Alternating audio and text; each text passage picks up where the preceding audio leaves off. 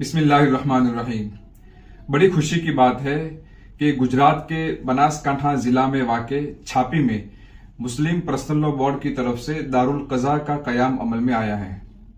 ये दारुल कज़ा छापी हाईवे पर है, मस्जिद अक्सा के पास ऑर्चिड कॉम्प्लेक्स के पीछे। ये लिखा हुआ है Darul Qaza all India Muslim personal law board. वक्त है सुबह 9 बजे से 3 बजे तक। यहां लिखा है दारुल कज़ा छापी बनासकांठा। जुमा को दारुल कज़ा बंद रहेगा। ये पूरा पता लिखा हुआ है। ये हमारे लिए नसीब और खुशी की बात है कि यहां दारुल कज़ा कायम हुआ है। वैसे तो दारुल कज़ा के साथ हुकूमत की ताकत भी होती है ताकि वो अपने फैसलों पर अमल करवा सके, लेकिन हिंदुस्तान में इस्लामी हुकूमत न होने की वजह से दारुल कज़ा के पास कोई पावर नहीं होती है। इसलिए हिंदुस्तान में दारुल कज़ा का काम थोड़ा महदूद हो जाता है, लेकिन खासकर मजलूम औरतों के लिए इसमें बड़ी राहत है। वो औरतें जो शोहर के जुल्मो सितम से तंग आ गई हो, शोहर न तलाक देता है न हुकूक अदा करता है और उनकी जिंदगी को बर्बाद और बदहाल करके रख दिया है। हमारे यहाँ ऐसी औरतें आमतौर पर कोर्ट में नहीं जाती हैं।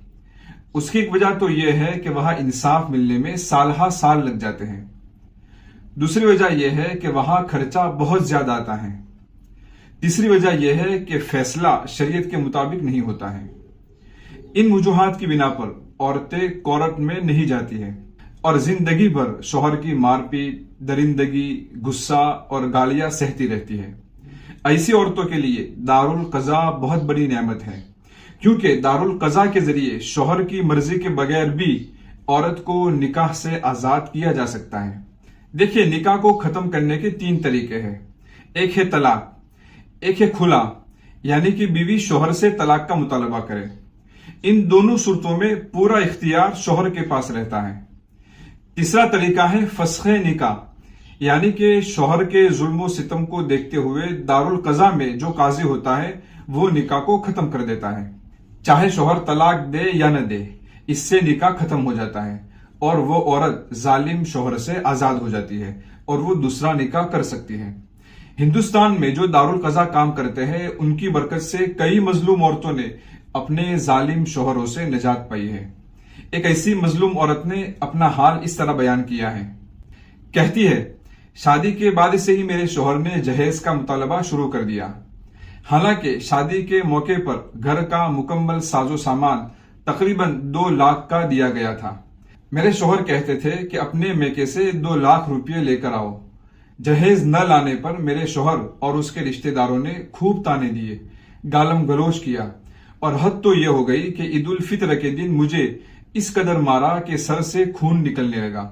मोहल्ला के लोगों ने मुझे बचाया तो मेरे शोहर ने मुझ पर इल्जाम लगा दिया कि तुम्हारा उन लोगों से नाजायज ताल्लुक है, इसलिए वो तुम्हारी हिमायत कर रहे हैं। ऐसी सूरत हाल में मैं अपने मैके में आ गई। मैके में तकरीबन 5 साल का अरसा गुजर गया। इस दौरान मेरे शोहर ने मेरी कोई खबर नहीं ली, न कभी मुझे लेने के लिए आए और न मेरे मासूम बेटे की खबर ली। 3 साल पहले मैंने कोर्ट से रुजू किया तो जज साहब ने आर्जी तौर पर मेरे और मेरे बेटे का खर्चा सिर्फ 1 साल तक दिलवाया। उसके बाद से मेरे शोहर ने कोर्ट में आना बंद कर दिया और हम दोनों माँ बेटे का खर्चा देना भी बंद कर दिया। वकील की फीस तो अल्लाह की पनाह, जितना खर्चा मेरे शोहर से मिला था उसका डबल वकील की फीस में चला गया। कोर्ट में सिर्फ तारीख पर तारीख मिल रही थी। मेरी माँ और मैं सुबह से शाम तक कोर्ट में बैठी रहती और आखिर वक्त में मालूम होता कि अब आइंदा तारीख को आना है। किसी दिन तो अच्छा खासा वक्त गुजर जाने के बाद मालूम होता कि आज जज साहब तशरीफ ही नहीं लाए।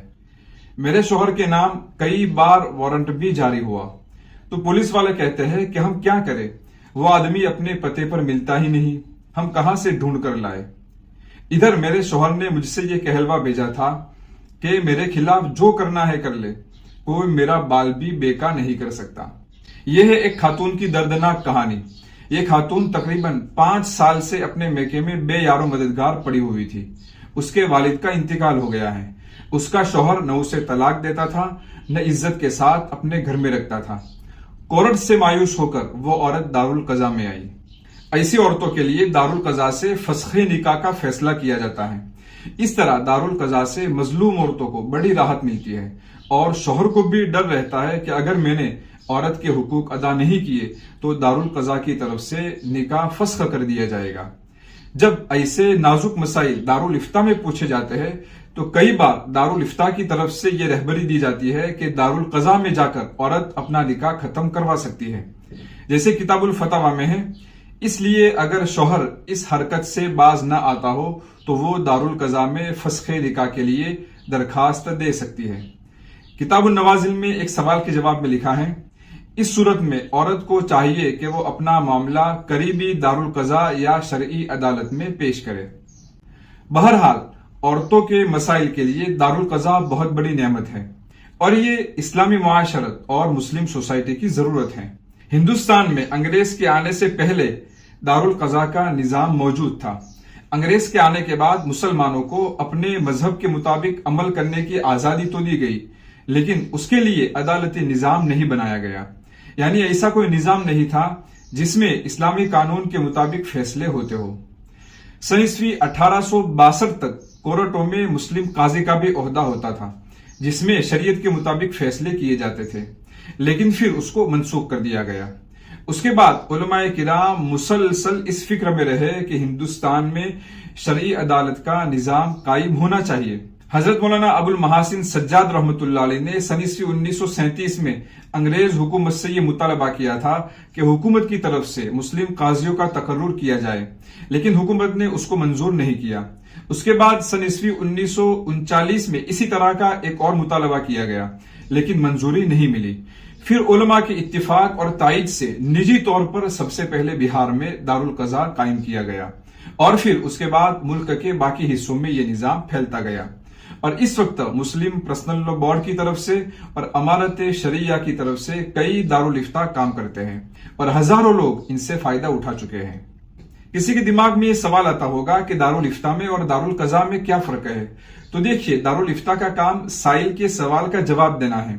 سائل جیسا سوال کرے گا اسی کو سامنے رکھ کر جواب دینا ہے، اور جواب دینے کے بعد دارالافتاء کی ذمہ داری پوری ہو جاتی ہے۔ مفتی کی یہ ذمہ داری نہیں بنتی ہے کہ وہ اپنے حساب سے معاملات کی تحقیق کرنے کی اور سچائی کو جاننے کی کوشش کرے، جبکہ دارالقضاء میں صرف سائل کے سوال کو بنیاد نہیں بنایا جاتا بلکہ حقیقی معاملے تک پہنچنے کی کوشش کی جاتی ہے۔ پھر اس کے بعد جو بھی شرعی حکم ہو اس کے مطابق عمل کروانا بھی قاضی کی ذمہ داری ہوتی ہے۔ تو مفتی کا کام ہوا سوال کا جواب دینا اور قاضی کا کام ہوا حقیقت حال کو جان کر اس کے مطابق عمل کروانا۔ اسلامی تاریخ میں قاضی حضرات کی ذہانت کے عجیب و غریب واقعات موجود ہیں۔ ایک فرق یہ ہے کہ کوئی بھی آدمی اپنی مرضی سے مفتی بن سکتا ہے، یعنی کہ فتویٰ دینے کی خدمت انجام دے سکتا ہے، لیکن کوئی آدمی اپنی مرضی سے قاضی نہیں بن سکتا، بلکہ اس کو مسلم حاکم کی طرف سے مقرر کیا جاتا ہے، اور اگر مسلم حاکم نہ ہو تو عام مسلمانوں کی طرف سے یا عام مسلمانوں کی نمائندہ جماعت کی طرف سے مقرر کیا جاتا ہے۔ ایک فرق پہلے معلوم ہو گیا کہ فسخ نکاح کا اختیار دارالافتاء کو نہیں ہوتا ہے، اور قاضی کو یہ اختیار ہوتا ہے کہ وہ شرعی اسباب کی وجہ سے نکاح کو ختم کر سکتا ہے۔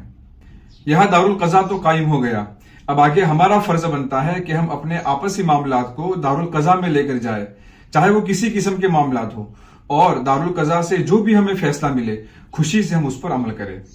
اس ویڈیو کو زیادہ سے زیادہ لوگوں تک شیئر کریں تاکہ لوگوں کو پتا چلے کہ یہاں دارالقضاء کا قیام عمل میں آیا ہے اور دارالقضاء کس طرح کام کرتا ہے، اور لوگ اپنے آپسی معاملات کو، آپسی اختلافات کو دارالقضاء میں لانے کی کوشش کریں۔ پھر ملتے ہیں اگلی ویڈیو میں انشاءاللہ تعالی۔